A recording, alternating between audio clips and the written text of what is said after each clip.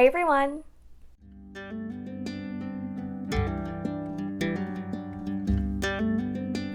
Welcome back to my channel. Today we are talking about my top 10 coziest fantasy books, and I have kind of a wide range of different age ranges and types of fantasy books on this list, so hopefully no matter what kind of fantasy you like, you'll find something on this list for you. Before we get into talking about those top 10 books, I want to give a huge thank you to Teddy Blake for so kindly sending me one of their gorgeous purses.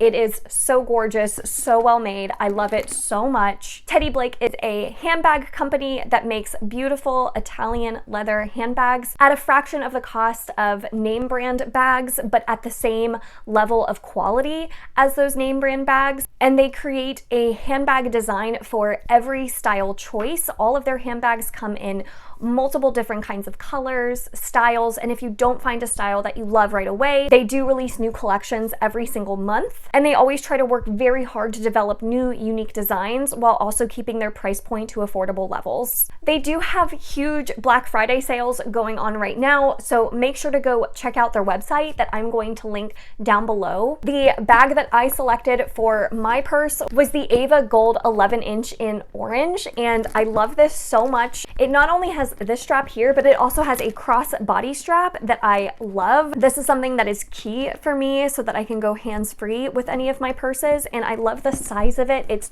just the right size for a book. Of course, I always have to carry a book with me wherever I go, and it truly feels so luxurious, so high quality, well made, and it goes with everything. I am obsessed. So thank you once again so much to Teddy Blake for sending me their gorgeous purse. Make sure to go check out the link down below and take advantage of their Black Friday sales going on right now. And now let's get back into talking about the books. All right, so let's start with some middle grade books, because middle grade fantasy for me is so cozy. When I am looking for a cozy good time, I turn to middle grade a lot of the time, and I have some middle grade books that I think are going to really appeal to a wide audience.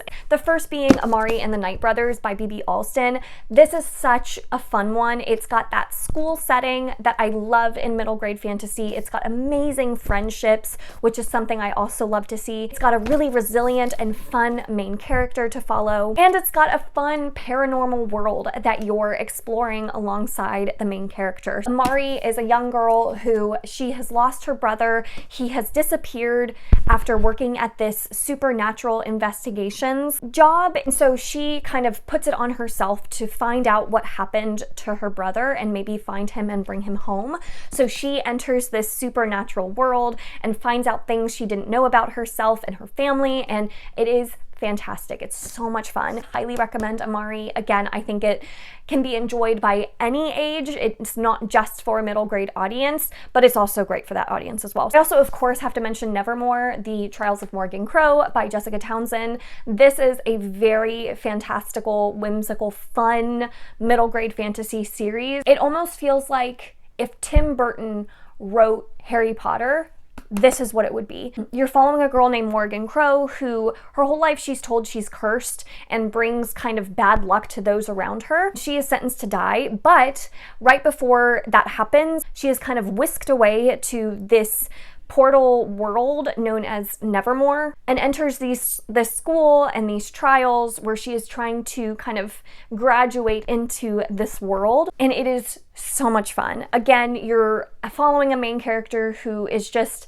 a delight to follow, with great friendships and a great mentor figure as well. It's just so full of whimsy and charm. So if you like that Tim Burton-esque type setting, if you love Harry Potter, this is going to be a great one for you. And then of course, I'm sure you've heard of it, but I have to mention it anyway because it was one of my favorite series growing up, and then I read it as an adult and still had such an appreciation for it, and that's A Series of Unfortunate Events, starting with The Bad Beginning by Lemony Snicket. It truly does hold up even as an adult. I just was so astounded by how clever this series was. If you have never heard of A Series of Unfortunate Events, you are following the Baudelaire children, the 3 children who are orphaned, and they are sent to live with this mysterious family member known as Count Olaf, but you realize that Count Olaf is not necessarily who he says he is, and he is just trying to trap these children into his care to receive their fortune that's left behind by their parents. And so you're following the Baudelaire children as they, throughout this series, are trying to evade Count Olaf and getting into all these different scenarios. And it is just such a delight. It's very dark and at times twisted, but it's told in such a fun and clever way that has a lot of whimsy and kind of wit to it that I loved it. I loved it so much. So even as an adult, I could truly appreciate a series of unfortunate events, but it was also such a delight when I was a kid. I also loved it. So I highly recommend A Series of Unfortunate Events. It is, in my opinion, one of the coziest series that I've read. All right, now let's move on to all of the adult fantasy books that I have, starting with a couple of standalones, and then we'll get into the series. So the first standalone that I have is Nettle and Bone by T. Kingfisher.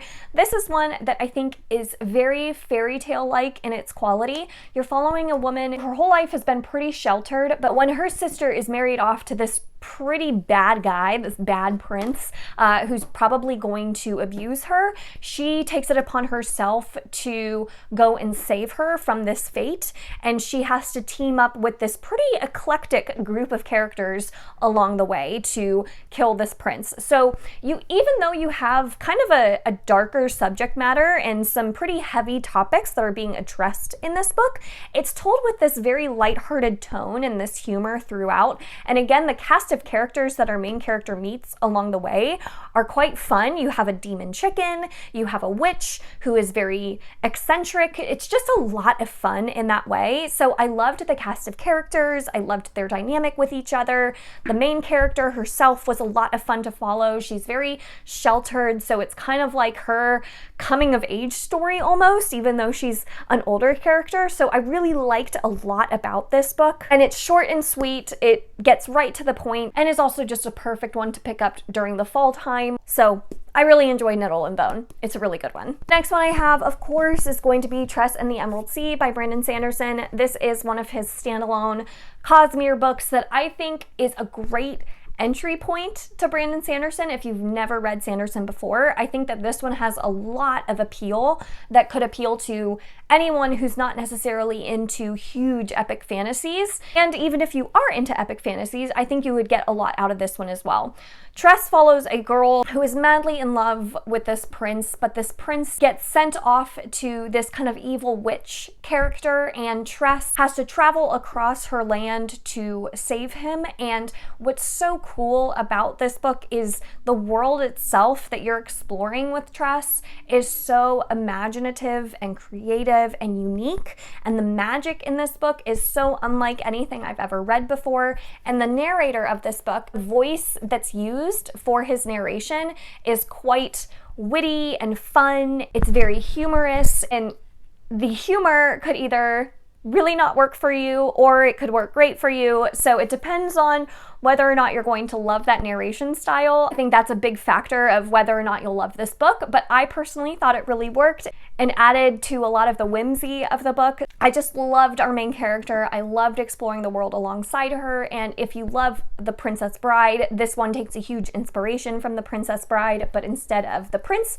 saving the princess, it's reversed. It's the princess saving the prince. The next standalone I have is one that I recently read and absolutely fell in love with. It is The Very Secret Society of Irregular Witches by Sangu Mandana. This is one that I think is more fantasy romance, but it has such a coziness to it because you're following a character who, in this world, it's our world, but in this version of our world, witches exist. However, they have to kind of hide themselves because they're afraid of, if they're discovered, being kind of persecuted.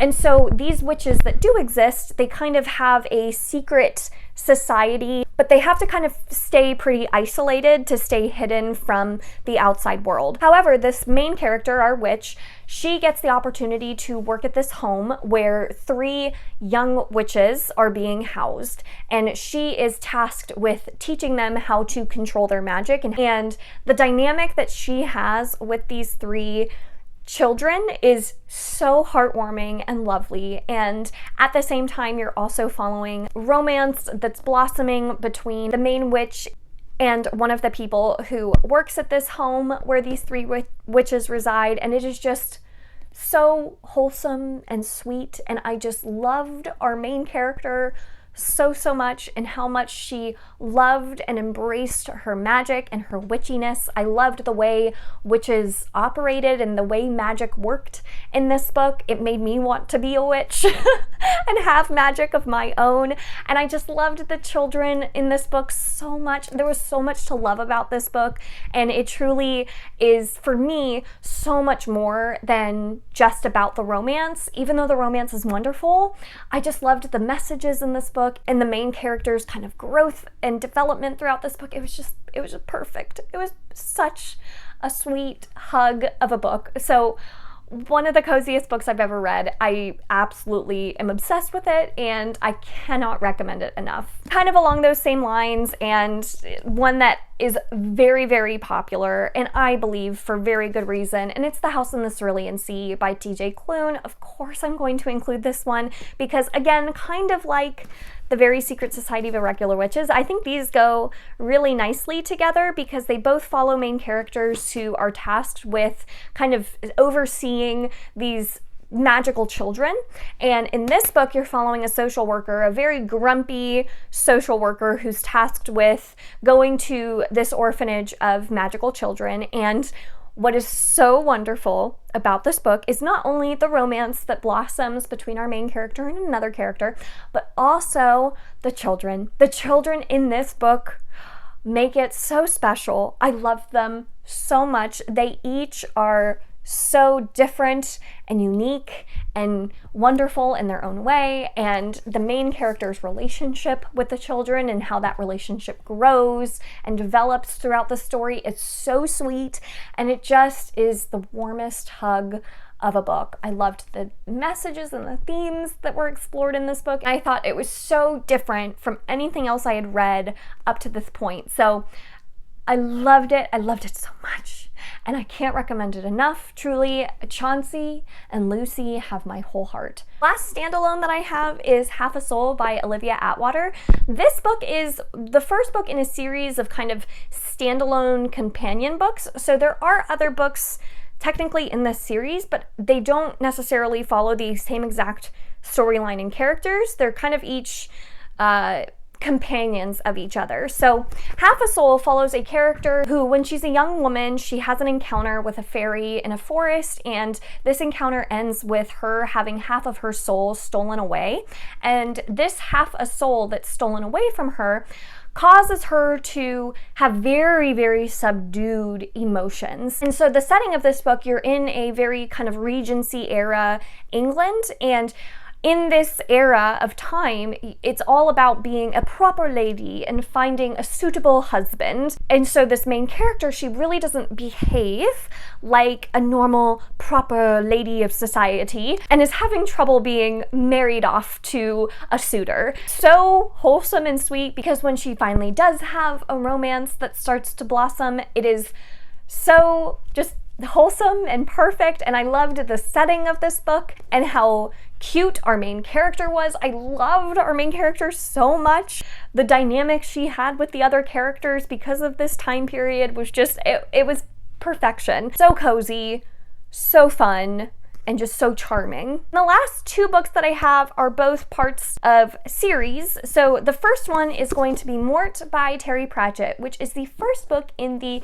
Discworld Death Collection. And I feel like if I had read more Discworld books, those books would probably be on this list as well, but this is the only series that I've read from Discworld so far. I can confirm that the Death Collection, at least, is unbelievably cozy, which seems a little ironic, as seeing as the main character that you're following in this collection is Death himself, but it is so cozy because of Terry Pratchett's writing and humor. Terry Pratchett's writing style is truly unlike anything else I've ever read. His wit and his charm and his wordplay is so much fun that you really, even though these books are very short, you really have to take your time with them, because you have to really sit down and appreciate everything that Terry Pratchett writes, because every word he selects is done purposefully, where it's just so much fun seeing how he plays with words. So his writing style is amazing, but Death himself, this main character, is so much fun. In Mort, you're following Death as he wants to kind of retire from his job. He's kind of tired of being Death, so he recruits Mort, just an average guy, kind of eventually take his place as Death, and he wants to just retire and relax and have like a normal life. And their dynamic with each other is hilarious, and Mort himself is such a bumbling, fun buffoon, and I love him. So I can't wait to continue in Discworld in general. And the last book I have, last but certainly not least, is Age of Myth by Michael J. Sullivan, which is the first book in the Legends of the First Empire series. And if you know my channel at all, you know that Legends of the First Empire is now my favorite fantasy series of all time. And a big reason why it's my favorite is because it feels like it has everything I love in fantasy in one series. Every trope I love, every character in this series, all the world building, it's just perfection in my opinion. So Age of Myth, you're following a world where it feels a very classic fantasy in its setup. You have a world with humans, elves, and dwarves. And in this world, elves are kind of this superior species where humans believe these elves are gods. However, at the beginning of this book, the inciting incident is that a human accidentally kills an elf, which kind of propels a war between the humans and the elves. And the series as a whole kind of really expands on the world and how this inciting incident leads to this huge war between these two races of creatures. So it feels so classic fantasy, told in such a modern way, where the writing style is very easy to consume. The pacing is top-notch, in my opinion, and what I love so much about this book is the characters. It has a huge cast of characters, but every single character would probably make my top favorite characters of all time, because every single one of them is so unique and so different from each other, but they all work so perfectly together. And that is, I just love the character work so much in this series. So it feels so cozy to me. My favorite series of all time, I of course had to mention it here. That is my list of my top 10 coziest fantasy books. What is the coziest fantasy book that you've ever read? Let me know in the comments down below. Thank you all so much for watching this video. If you enjoyed it, make sure to give it a thumbs up, subscribe if you'd like to, and I will see you all in my next one. Bye!